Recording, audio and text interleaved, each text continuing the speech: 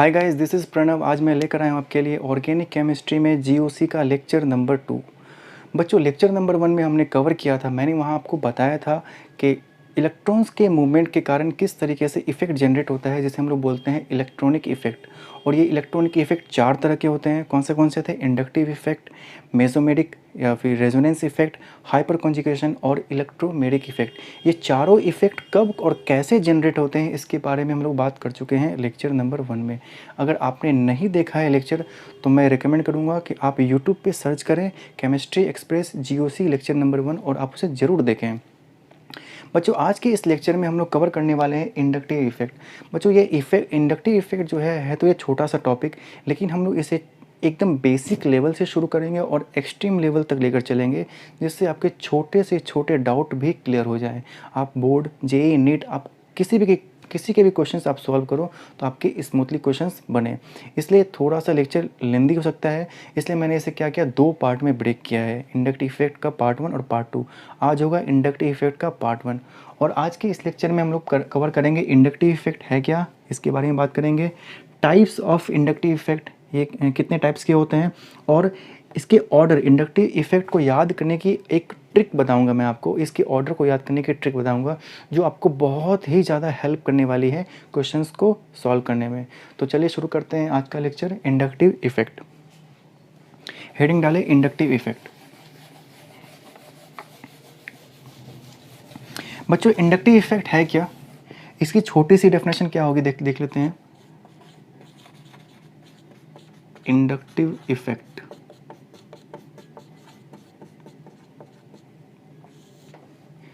it is a partial shifting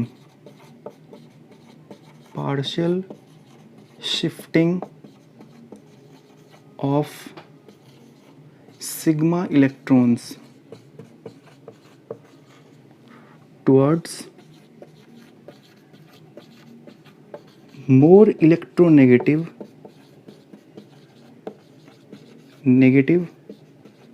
atom। ये simply क्या है, इलेक्ट्रॉन्स की पार्शियल शिफ्टिंग है। इलेक्ट्रॉन्स क्या होते हैं, पार्शियली शिफ्ट कर जाते हैं ज़्यादा इलेक्ट्रोनेगेटिव एटम की तरफ।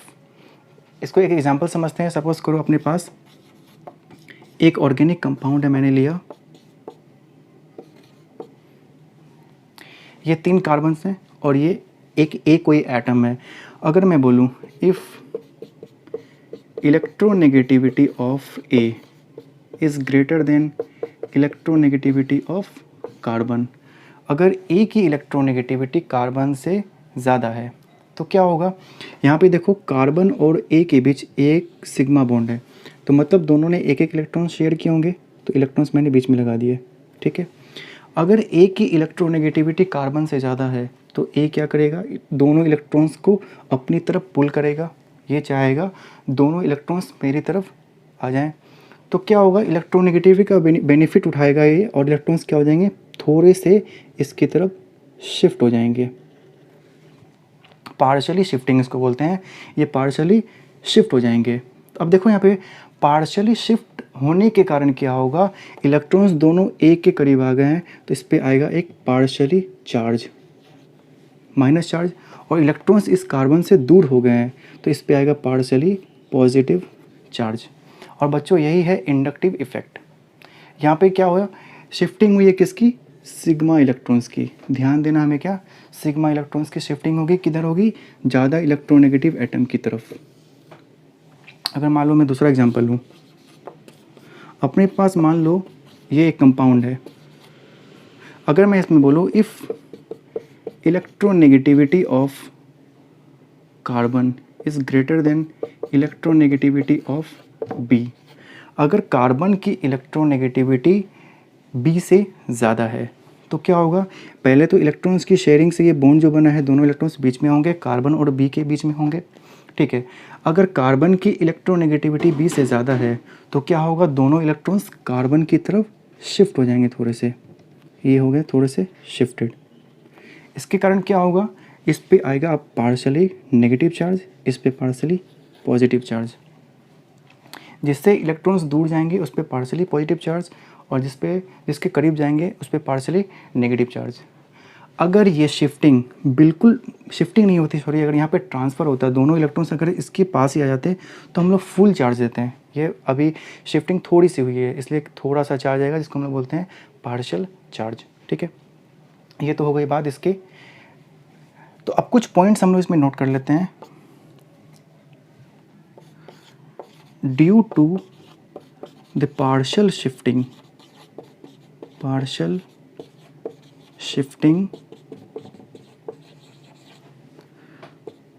partial charges are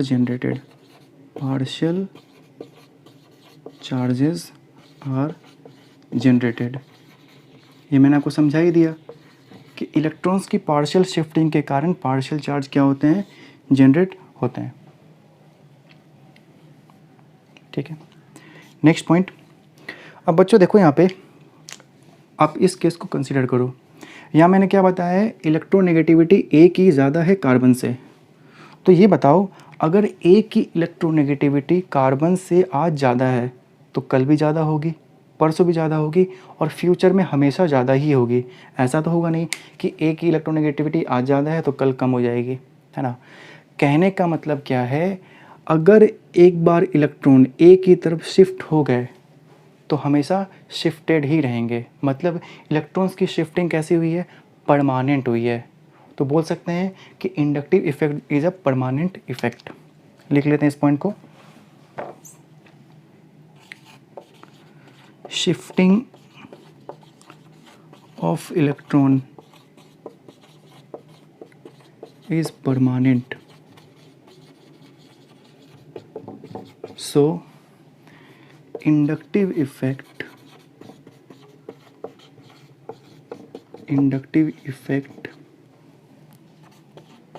is a permanent effect।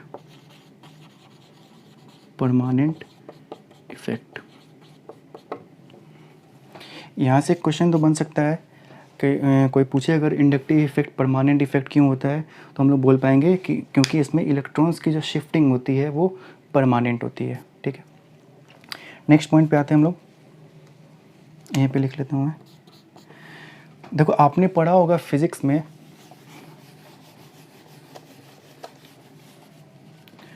अगर एक पॉजिटिव चार्ज और एक नेगेटिव चार्ज इक्वल मैग्नीट्यूड के अगर एक फिक्स डिस्टेंस पे हो तो इस पूरे सिस्टम को हम लोग क्या बोलते हैं, डाइपोल।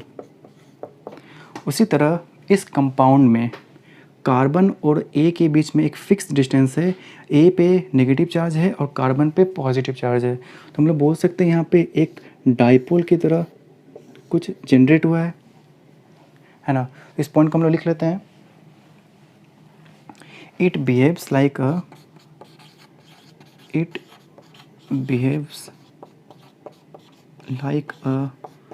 Permanent dipole.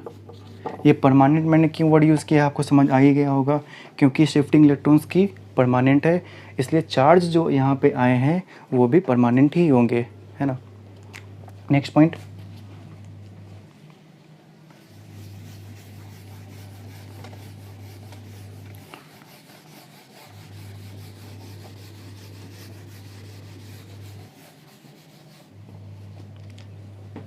एक पॉइंट आपको ध्यान में रखना है, इलेक्ट्रॉन्स की जो शिफ्टिंग होती है इसमें अगर मान लो if electronegativity of A greater than electronegativity of carbon, मतलब इलेक्ट्रॉन्स शिफ्ट हो जाएंगे ए की तरफ। इलेक्ट्रॉन्स शिफ्ट हो जाएंगे ए की तरफ, इसका मतलब ये नहीं है कि इलेक्ट्रॉन्स कार्बन के ऑर्बिटल से बाहर निकल के आ जाएंगे, ऐसा नहीं है। ऑर्बिटल्स मतलब इसका शेप मैं अगर बनाऊँ, मान लो ऐसा, इन दोनों को मैं बनाता हूँ। मान लो ये एक कार्बन का ऑर्बिटल है और ये एक ए का ऑर्बिटल है, ठीक है। इलेक्ट्रॉन्स बीच में यहाँ पे, इसकी इलेक्ट्रोनेगेटिविटी ज़्यादा होने के कारण क्या होंगे, ये दोनों इलेक्ट्रॉन्स थोड़े से शिफ्ट हो जाएंगे इसकी तरफ। देखो यहाँ पे शिफ्ट होने के बावजूद इलेक्ट्रॉन्स कार्बन के ऑर्बिटल से बाहर नहीं निकले हैं, है ना। तो इस बात को ध्यान में हमें रखना है कि शिफ्टिंग होने के बाद भी कभी भी इलेक्ट्रॉन्स या तो कार्बन के ऑर्बिटल से बाहर ए में नहीं चले जाते हैं। तो इस पॉइंट को लिख लेते हैं, electrons never leave initial orbitals, अपने पिछले ऑर्बिटल्स को कभी भी ये नहीं छोड़ते हैं। इस पॉइंट को हमें ध्यान में रखना है, ठीक है।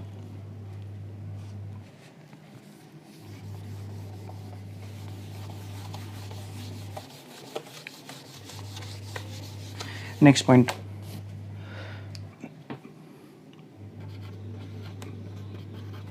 बच्चों यहाँ पे ध्यान में देना है, एक पॉइंट ये है, कार्बन के ए के ऊपर माइनस चार्ज है और सी के ऊपर प्लस चार्ज है।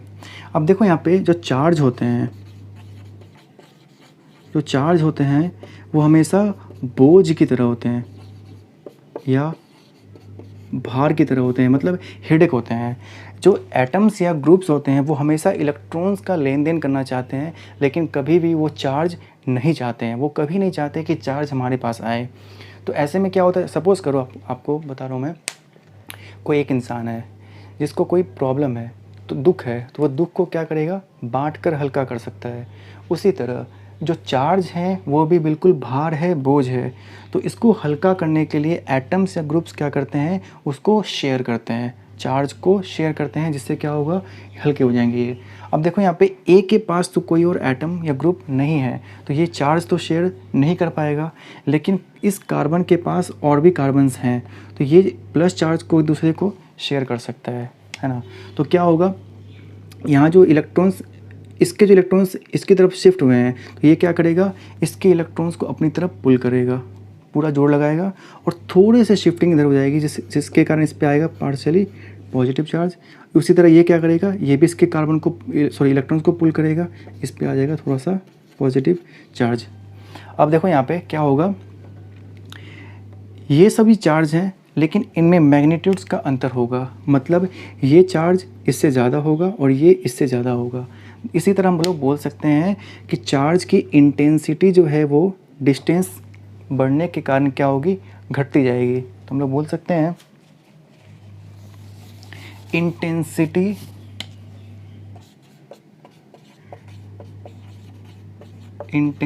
ऑफ इंडक्टिव इफेक्ट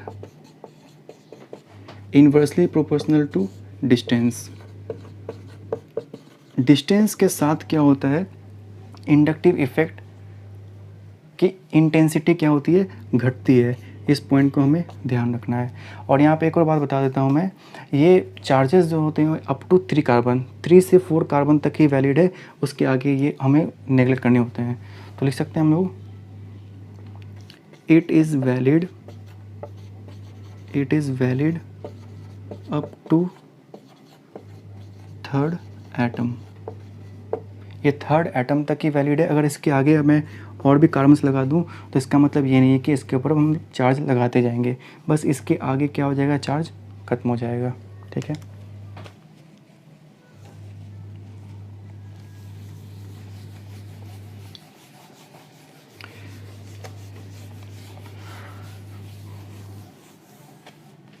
अब देखते हैं types of inductive effect. Types of inductive effect,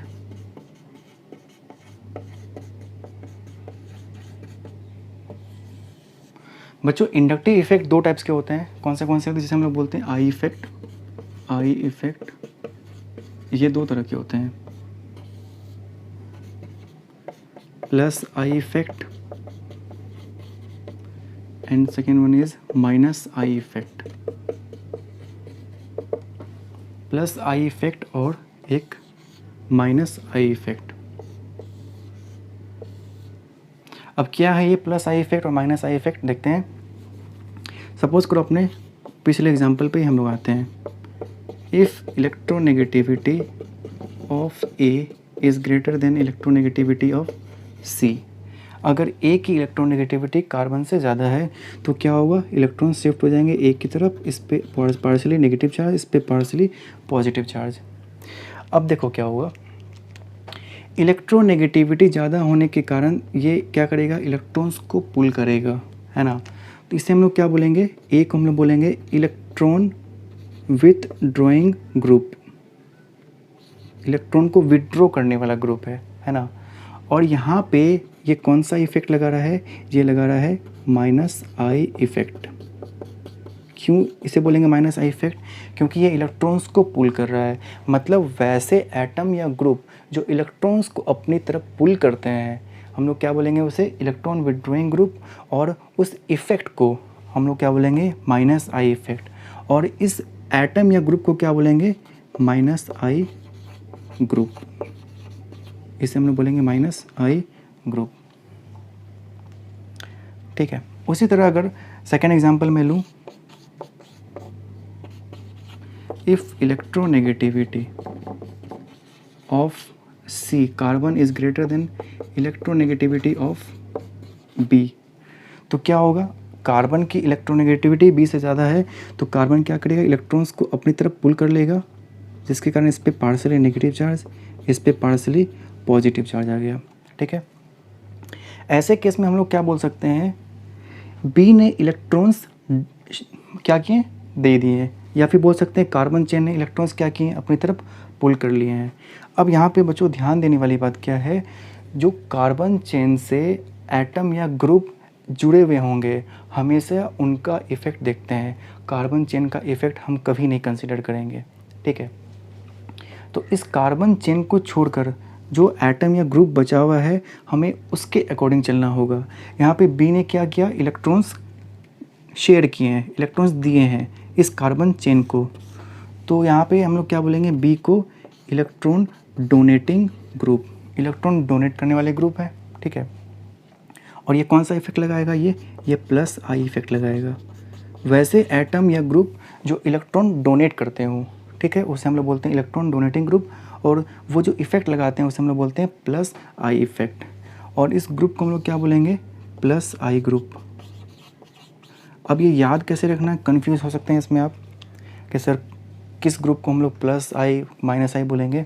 अब देखो यहाँ पे ये एटम्स अपने पास इलेक्ट्रॉन्स को, अपने साइड इलेक्ट्रॉन्स को खींच रहा है, तो इसके कारण क्या आ रहा है, इस पर माइनस चार्ज। तो माइनस चार्ज को देखते हैं हम लोग क्या बोलेंगे, ये माइनस आई ग्रुप है, और ये जो इफेक्ट लगा रहा है इसे हम लोग बोलेंगे माइनस आई इफेक्ट। उसी तरह यहाँ पे इस केस में बी के ऊपर कौन सा चार्ज आ रहा है, प्लस चार्ज आ रहा है। क्यों, क्योंकि इसने इलेक्ट्रॉन क्या किए हैं, शिफ्ट के दूसरे तरफ दिए हैं, इस कार्बन चेन को दिए हैं। तो बी को हम लोग क्या बोलेंगे, प्लस आई ग्रुप, और ये जो इफेक्ट लगा रहा है इसे हम लोग बोलेंगे प्लस आई इफेक्ट।